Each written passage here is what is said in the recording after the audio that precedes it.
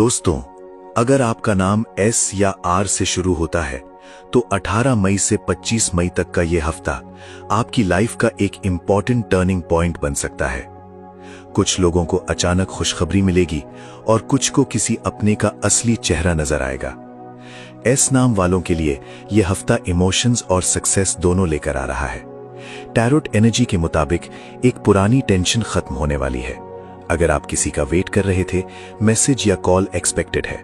Financial side पे भी एक छोटी मगर स्ट्रॉन्ग अपॉर्चुनिटी मिल सकती है, लेकिन नजरअंदाज मत करना, वरना बाद में रिग्रेट हो सकता है।